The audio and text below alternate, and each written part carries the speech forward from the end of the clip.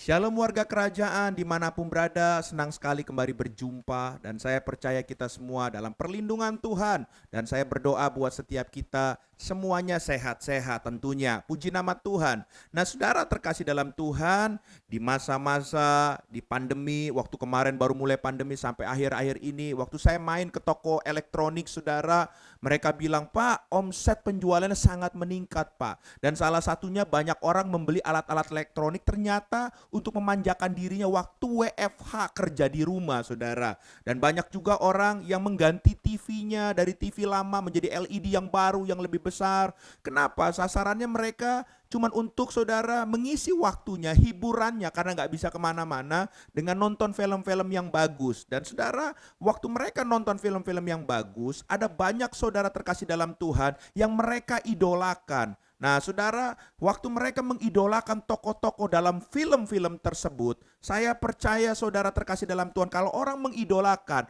orang tersebut juga biasanya punya keinginan untuk seperti tokoh yang diidolakannya.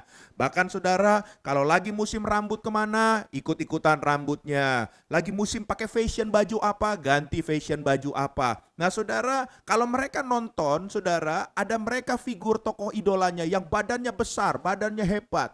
Saudara, mereka juga tentunya banyak orang pingin badannya itu menjadi strong, menjadi kuat. Dengan badannya itu dibentuk saudara. Mereka berlomba-lomba ikut gym saudara. Ya, dan saudara terkasih dalam Tuhan, kalau kita bicara tentang strong, tentang kekuatan, ternyata bukan cuma bicara fisik yang besar, tapi saudara banyak orang juga waktu kepingin saudara mereka menjadi orang kuat, mereka ternyata saudara beranggapan mereka harus smart, mereka harus pandai, mereka harus pintar.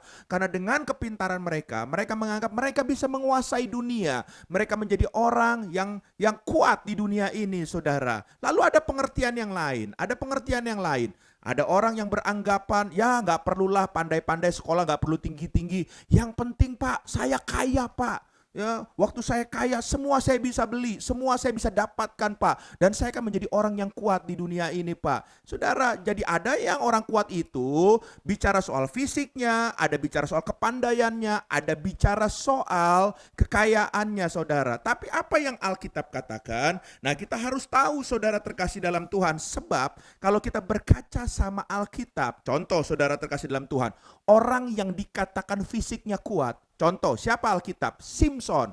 Ternyata Simpson pernah jatuh saudara dalam pelukan wanita saudara ya. Lalu apalagi saudara, orang yang kuat secara dunia katakan punya kepandaian, punya hikmat ya, punya kekayaan. Kita belajar dari siapa? Salomo. Ternyata Salomo juga pernah jatuh saudara ya, bahkan ya dalam akhir hidupnya dia menulis bahwa segala sesuatu itu adalah sia-sia. Nah, oleh sebab itu saudara terkasih dalam Tuhan, saya mau bilang sama saudara bahwa orang yang kuat bukan berarti orang tersebut tidak memiliki kelemahan. Saya ulang sekali lagi, orang yang kuat bukan berarti orang tersebut tidak memiliki kelemahan. Oleh sebab itu saudara terkasih dalam Tuhan, mari kita belajar apa yang Alkitab katakan, bagaimana kita menjadi orang kuat sesuai dengan kebenaran firman Tuhan. Saya mengajak kita sama-sama melihat dari Efesus pasal yang ke-6, ayat yang ke-10 sampai dengan yang ke-11. Efesus pasal yang ke-6, ayat yang ke-10 sampai dengan yang ke-11. Demikian firman Tuhan, akhirnya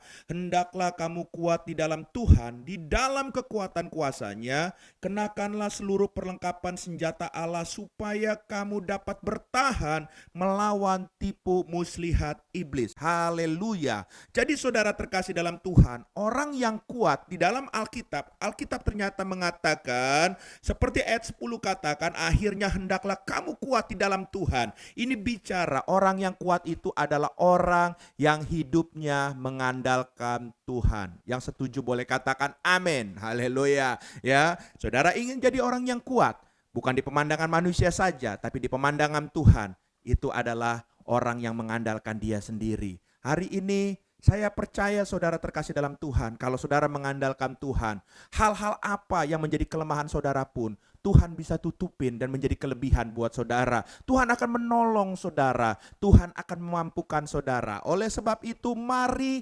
kita andalkan Tuhan dalam segala aspek kehidupan kita. Bahkan saya mau kasih tahu, kalau tadi kita belajar daripada Simpson dan Salomo orang yang hebat, orang kuat di pemandangan dunia, ternyata dia bisa jatuh.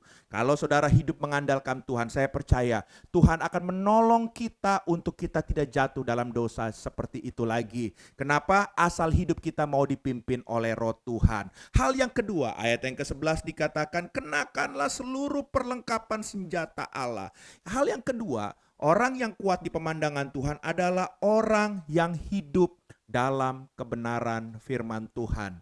Oleh sebab itu saudara terkasih dalam Tuhan, mari hari ini bukan cuman membaca, tapi hidupi hidup saudara di dalam apa yang saudara baca, yaitu kebenaran firman Tuhan. Karena firman Tuhan adalah pelita bagi jalan kita. Saudara nggak akan tersesat, saudara akan masuk dalam destiny Tuhan. Rancangan Tuhan yang sempurna akan terjadi dalam hidup saudara, asal saudara mau berjalan dalam firman-Nya yang kudus. Dua hal ini saudara pegang, dan saya percaya banyak orang ingin jadi orang kuat di dunia ini. Kita nggak usah iri, tapi kalau saudara kuat di pemandangan Tuhan, maka Tuhan yang akan mengangkat hidup saudara. Tuhan yang akan mempromosikan hidup saudara, sehingga bagian yang saudara tidak pernah pikirkan, tidak pernah saudara bayangkan, Tuhan akan berikan buat saudara. Karena janji Tuhan adalah ya dan amin. Puji Tuhan, haleluya. Izinkan saya berdoa buat saudara.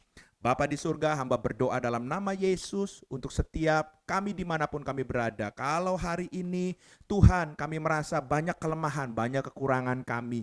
Dan kami rindu Tuhan dengan mimpi-mimpi kami terjadi. Kami rindu menjadi orang yang kuat. Kami tahu satu hal, kami butuh Tuhan.